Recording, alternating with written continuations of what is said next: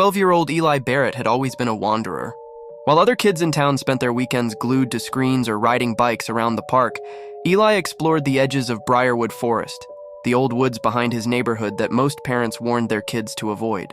But Eli wasn't most kids. One cool autumn afternoon, with golden leaves crunching underfoot and the sun low behind the trees, Eli decided to take a path he'd never followed before, one barely more than a gap between bushes. He pushed past thorns and ducked under branches until he came to a clearing where an ancient oak tree lay fallen, its roots torn from the earth like claws frozen mid-scratch. That's when he saw it. Something metal half buried beneath the roots. It caught the light, just a glint, but enough to make Eli's curiosity spark.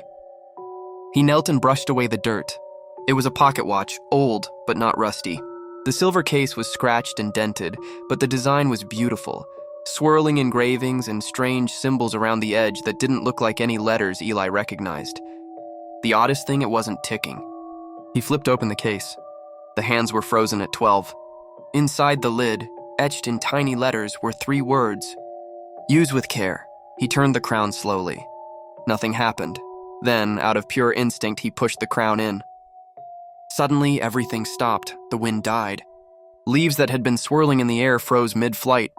The distant caw of a crow cut off like a paused video. Even the shadows on the forest floor stopped shifting. Eli's heart thumped loud in his chest. He looked around, blinking. Everything was still. He waved his hand in front of a falling leaf. It didn't move, he shouted. No echo, no reply. The whole world was paused. Panic started to rise. Was he dreaming? Was he stuck? He fumbled with the watch, turning the crown again. Nothing. Then he tried pulling it out and pushing it back in. Click, the wind rushed back. The leaf hit the ground. Birds called from the treetops. Eli stumbled backward, breathing hard. The forest was alive again. He looked down at the watch in his hand. It was ticking now, soft and slow, like a heartbeat. Eli stared at it for a long time. Then he slipped it into his pocket and walked home, the crunch of leaves beneath his feet suddenly sounding much, much louder. He didn't know it yet, but everything had just changed. After that day in the woods, Eli Barrett couldn't stop thinking about the watch. He kept it hidden in a shoebox under his bed, wrapped in an old sock so his mom wouldn't find it. But every night before he went to sleep, he'd take it out, just to look, just to feel the cool weight of it in his hand. And sometimes, to test it, it started small. He'd freeze time for just a few seconds, enough to snatch a falling glass before it hit the ground or grab the last donut at breakfast before his sister could. The feeling was addictive, like stepping outside the rules everyone else had to follow. He called it the freeze. It always lasted 10 minutes, no more. After that, time snapped back like a rubber band. If he tried to freeze it again too soon, the watch wouldn't respond. But when it worked, he felt like the only real person in the world. Eli started using the freeze at school. When he forgot his homework, he'd freeze time, run to his locker, and return before the teacher even noticed. When a test question stumped him, he'd stroll down the empty, frozen hallways to the library, find the answer, and return to his desk like nothing had happened. The more he used it, the easier it became. Like the watch wanted to help him. But then things started to change. One afternoon during a freeze, Eli was crossing the street on his way home when he heard something. A whisper, not a sound exactly. More like a feeling that brushed against the inside of his skull. Words that didn't quite make sense, like echoes from a dream. He sees you. Eli spun around. The street was frozen in mid-motion. Cars stalled mid-turn, a pigeon flapping above a lamppost with wings like stone. Nothing moved, no one was there. He told himself it was just his imagination. But the next time it happened, there was no denying it. He was in the school hallway during a freeze, just walking, listening to the silence, when he saw him. A man in a black suit standing at the end of the hallway, perfectly still, perfectly sharp. Like he wasn't frozen, like he didn't belong in the freeze. He was tall, too tall, and his skin was pale as wax. His face was expressionless except for a thin-lipped smile that never moved. And he was staring straight at Eli. Eli blinked. The man was gone. No footsteps, no sound. Just vanished. When time resumed, Eli stood frozen in place while the rest of the world moved on. The bell rang. Kids jostled past him. No one noticed how pale he was or how tightly he gripped the watch in his pocket.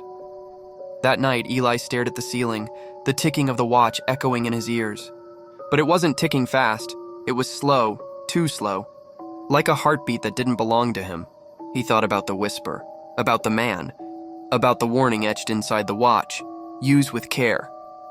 Eli was beginning to understand. This wasn't a gift, it was a test. Or maybe a trap. Eli didn't use the watch for a full week. He kept it locked in a tin box under his bed, taped shut with 3 layers of duct tape and buried beneath socks he no longer wore. But even hidden, it called to him. Every night he heard it ticking, soft, like it was coming from behind the walls, or beneath the floorboards or inside his head. And always, when the world was quietest, the whisper returned. He sees you. One night, Eli snapped. The fear, the curiosity, the need to understand. It all became too much. He pulled the tin box from beneath the bed, tore off the tape, and took out the watch. Its hands were spinning, slowly. Backwards, he pressed the crown. The world stopped, but this time, it felt wrong. The air was heavier, the silence was deeper. Time had stopped, yes, but not like before. The colors of the world were dimmer, washed out like an old photograph, and Eli wasn't alone. Across the room, the man in the black suit stood calmly in the corner. No longer frozen. His smile was wider now, his eyes bright like glass marbles underwater. You've used it too often, he said, voice dry and sharp. The watch doesn't just bend time. It opens doors. Eli backed away. What are you? The man tilted his head. A prisoner. A keeper, a part of the mechanism. He took a step forward. The room shuddered like a dropped painting. The watch is a key, he continued.